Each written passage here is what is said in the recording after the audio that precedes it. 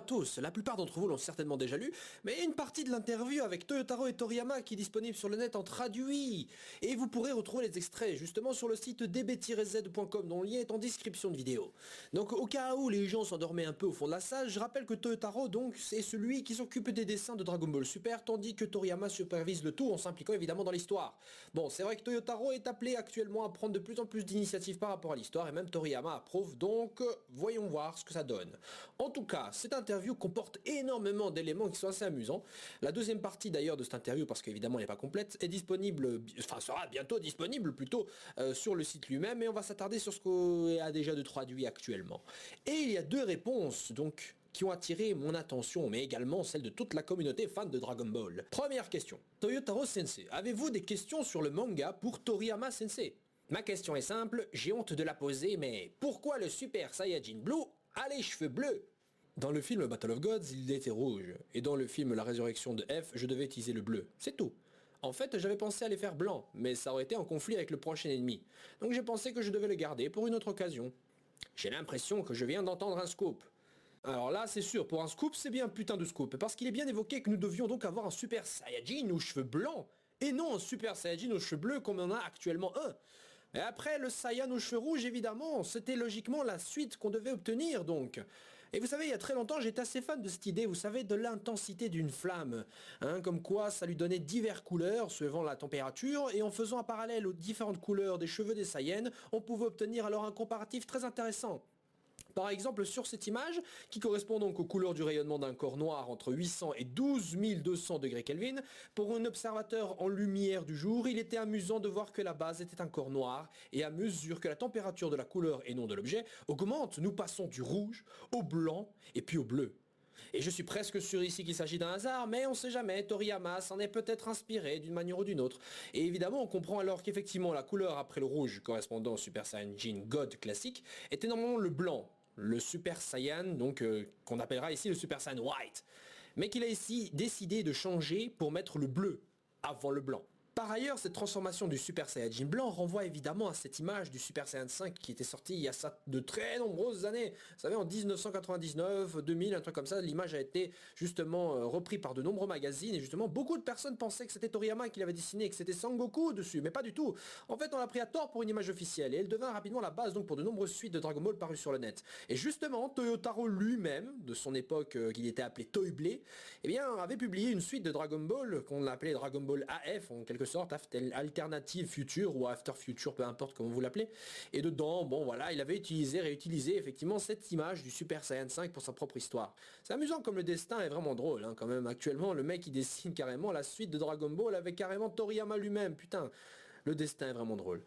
Et vous savez, il est même marqué que Toriyama dit bien garder cette couleur blanche pour plus tard. Bonjour le Super Saiyan White-O. Revenons maintenant sur la question en elle-même.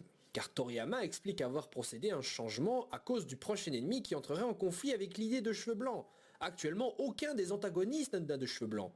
Et si on réfléchit, on pourrait se dire qu'il s'agit là d'un aveu, peut-être que oui, ces Vados, respectivement les serviteurs et maîtres en arts martiaux de Beerus et de Champa, deviendront des ennemis. Mais pas du tout, parce que justement la suite de l'interview précise. En fait, du début jusqu'à même maintenant, je n'ai aucun plan pour que Goku et Vegeta surpassent Beerus et Whis. Si tous deux ne peuvent pas dépasser Whis qui risquerait de devenir un ennemi, alors il en va de même pour Vados, et de ce fait, aucun d'eux ne risque de devenir des ennemis si justement les gentils ne sont pas capables de les dépasser. Bon, actuellement c'est le cas, mais bon voilà, on parle ici d'un ennemi qui risque d'arriver dans très peu de temps. Mais si on va encore plus loin, on pourrait peut-être pas non plus écarter la possibilité que Toriyama en fait parle de Goku et Vegeta séparément, et qu'en réalité Whis et Beerus pourraient très bien être dépassés par un personnage qu'on connaît tous très bien. Je vous laisse y penser. Mais alors, qui pourrait être cet adversaire de cheveux blancs? Un personnage qu'on n'aurait pas encore vu vraisemblablement. Mais personnellement, j'ai une réponse possible et elle semble se confirmer avec l'autre info très intéressante qui a retenu notre attention à tous. Pouvez-vous un peu nous parler du scénario futur de Dragon Ball Super? J'ai lu l'intrigue pour la prochaine histoire, je suis vraiment heureux qu'un personnage lié au futur sera impliqué. Je suis un grand fan. C'est un personnage très populaire, j'espère que les enfants seront heureux. Ah, bon. Je pense qu'il est inutile de préciser que tous les deux font référence évidemment à Pan du futur. Quoi? Vous aimez pas Pan du futur? Même pas un peu? Eh bah tant mieux parce que moi non plus. Putain, Il est évident que ici, il est clairement question de Trunks du futur, appelé également Mirai Trunk, Mirai signifiant futur en japonais. Une bonne nouvelle donc de le revoir, mais la question est de se dire pourquoi le revoit-on dans l'histoire? Quand il est venu la première fois, c'était pour soigner Goku, et lui demander de l'aide afin de régler le problème concernant C17 et C18 dans son époque. Mais Mirai Trunk serait donc ici de retour pour demander de nouveau de l'aide. Et ce serait lié visiblement à un danger que représenterait peut-être ce méchant cheveux blancs, que je vais d'ailleurs à partir de maintenant appeler Shiraga, signifiant cheveux blancs en japonais. Voyage dans le temps, cheveux blancs, Trunks, dieu, méchant, peut-être démon même, allez. Et ben moi tout ça, ça me fait penser à Dragon Ball Xenoverse, le jeu vidéo sorti il y a un moment déjà, et où l'on pouvait retrouver comme méchants Towa et Mira. Vous savez, Towa et Mira, Towa étant la petite sœur de Dabra, et Mira, un être artificiel créé par Towa. Donc tous deux ont par ailleurs un enfant appelé Fu et qui n'apparaît que dans un autre jeu, Dragon Ball Heroes, la sorte d'abomination qui était sorti il y a très longtemps et qui continue encore à sortir avec de nouvelles petites histoires intéressantes, enfin entre guillemets. Pour rappel, Towa donc provient du Makai, vous savez la dimension des démons, le Makayo Shinkai plutôt, on dira. Et elle-même, elle est un démon, donc elle fout un peu la merde en fait à travers les différentes époques dans Dragon Ball, tout ça c'est dans le scénario de Xenoverse. Et afin de la stopper, elle et Mira, Trunks du futur donc est justement appelé afin de les stopper et devient une sorte de patrouilleur du temps pour les arrêter eux et leur patron Demira qui est considéré comme une sorte de Makaioshin, donc un dieu démon si vous préférez. Donc l'équivalent des Kaioshin mais en démon quoi. Vous savez, rien que ça quoi. Ça c'est plus ou moins l'histoire en gros de Xenoverse. J'avais pensé que notre Shiraga serait peut-être Mira. En effet, justement, Mira, à la fin du jeu, on apprend que celui-ci en fait a survécu. Parce que justement, il se fait défoncer la gueule dans le jeu.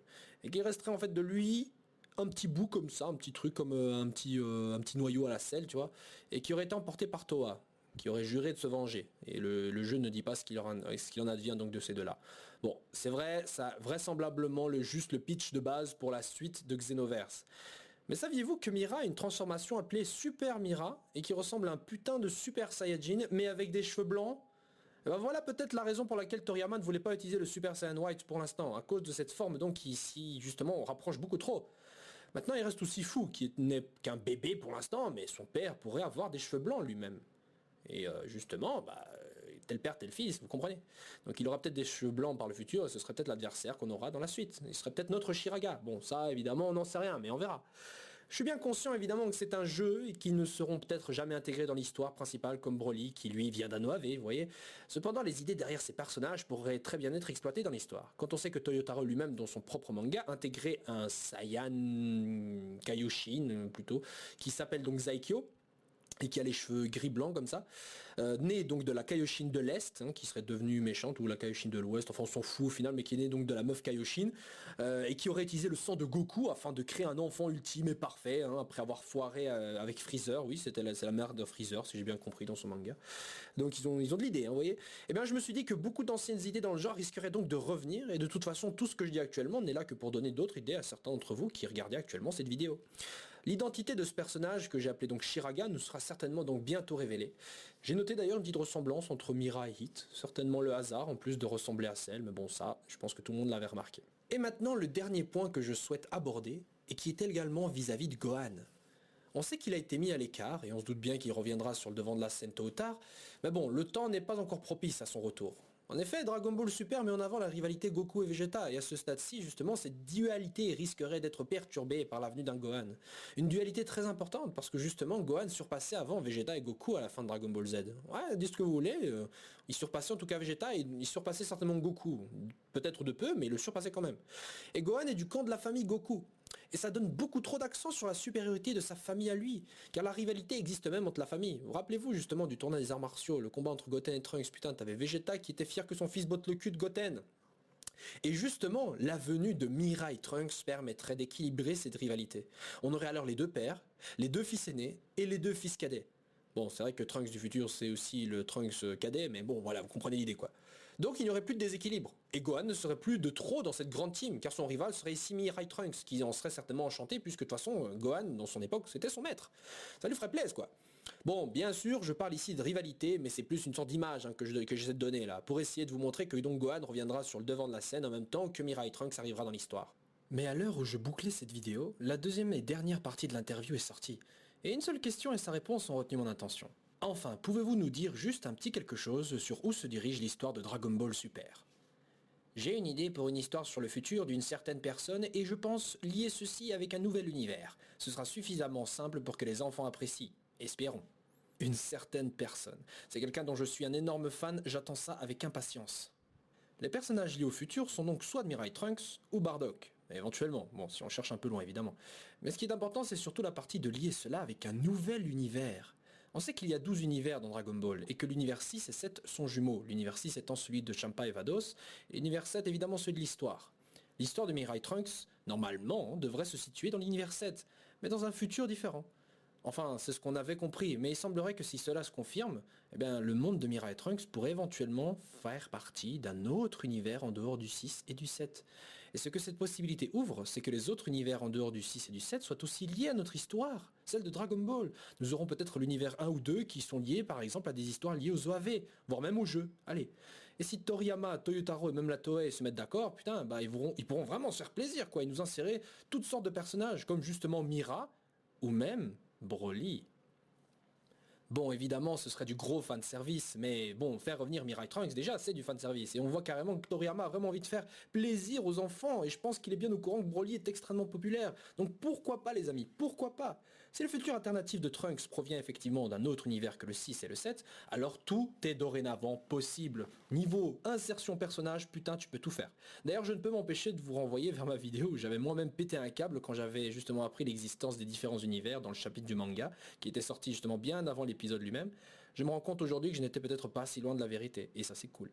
Voilà les amis, c'est tout pour cette vidéo, donc je suis content de l'avoir faite jusqu'au bout, j'ai pris mon temps pour la faire, tranquillous, tranquillous. Je vous conseille de vous abonner sur mon Twitter, mon Snapchat, enfin ce que vous voulez éventuellement, parce que je poste des infos dessus très souvent, il y a des trucs assez dingues aussi. Et même sur cette chaîne, hein, pourquoi pas si vous êtes nouveau. Si vous suivez les épisodes et chapitres de Dragon Ball Super, alors abonnez-vous parce que chaque semaine on en parle dans un petit format vlogging différent de cette vidéo aussi, mais qui tout de même reste intéressante je pense. Enfin, j'espère. Voilà, merci de votre attention les gens, allez salut et à la prochaine. Zoom.